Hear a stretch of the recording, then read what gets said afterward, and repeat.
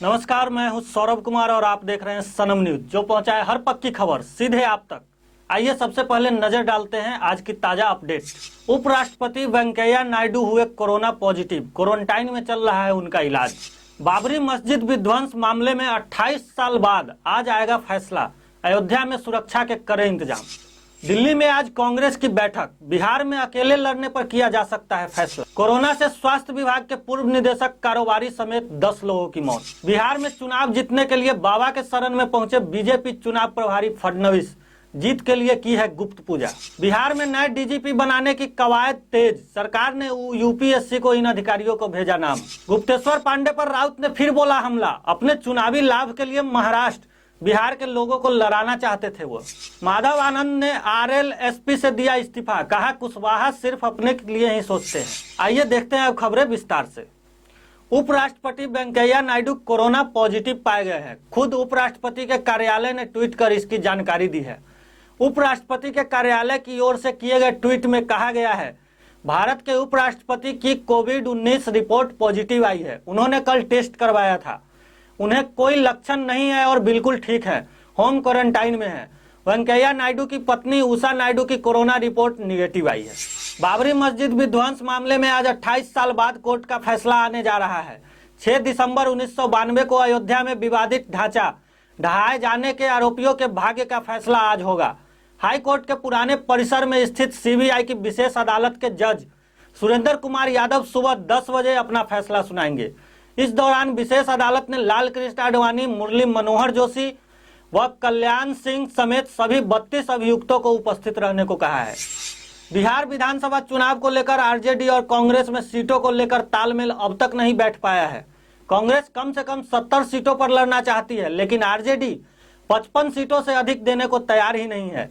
अब इस पर मोलजोल करने को लेकर आरजेडी तैयार नहीं है। इसी बीच दिल्ली में कांग्रेस की आज बैठक होने वाली है।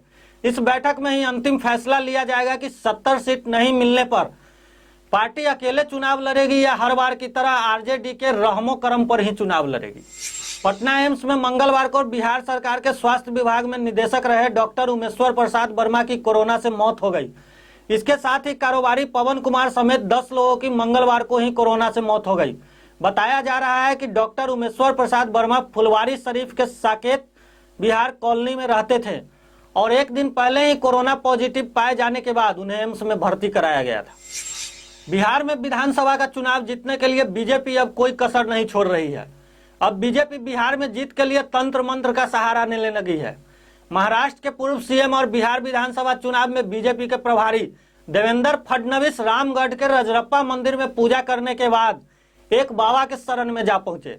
बाबा के आश्रम में बंद कमरे में उन्होंने गुप्त पूजा की है, जिससे बिहार में विधानसभा का चुनाव बाबा के आशीर्वाद से जीता जा सके। इस पूजा को लेकर कोई भी बयान देने से देवेंद्र फडणवीस बचते रहे हैं।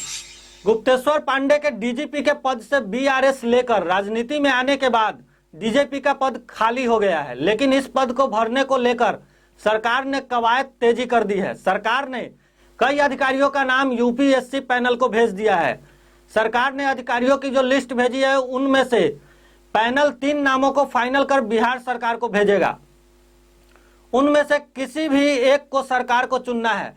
फिलहाल गुप्तेश्वर पांडे के बीआरएस लेने के बाद डीजीपी पद का अतिरिक्त प्रभार 1988 बैच के आईपीएस अधिकारी संजीव कुमार सिंघल को सौंपा गया है। डीजीपी पद से बीआरएस देकर राजनीति में आए गुप्तेश्वर पांडे पर शिवसेना नेता संजय राउत ने फिर पलटवार किया है।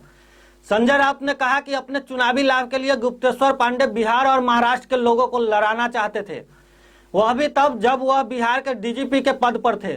संजय राउत ने कहा कि डीजीपी गुप्तेश्वर पांडे के राजनीति में आने पर कहा कि हमारी आपत्ति इस पर थी कि उन्होंने सुशांत सिंह राजपूत मामले में मुंबई पुलिस की छवि खराब करने की कोशिश की।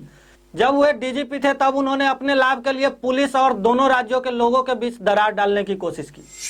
आरएलएसपी के प्रधान महासचिव माधव आनंद ने आरएसएसपी से इस्तीफा दे दिया है। इसे उपेंद्र कुशवाहा को एक और बड़ा झटका लगा है। एक सप्ताह के अंदर आरएलएसपी के कई नेता कुशवाहा का हाथ छोड़ चुके हैं। माधव आनंद ने कहा कि उपेंद्र कुशवाहा ने सिर्फ उनका इस्तेमाल किया है। कुशवाहा सिर्फ अपने बारे में ही सोचते हैं, पार्टी के नेताओं के बारे में वह कभी नहीं सोचते। इसके कारण ही मैंने पार्टी से इस्तीफा दिया है। मेरे लिए आरजेडी से लेकर कई दलों के रास्ते खुले हुए हैं। 1-2 दिन के अंदर वो आगे की रणनीति पर खुलासा करेंगे। फिलहाल के लिए इतना ही। आगे की खबरों के लिए हमारे साथ बने रहिए और देखते रहिए सनम न्यूज। धन्यवाद।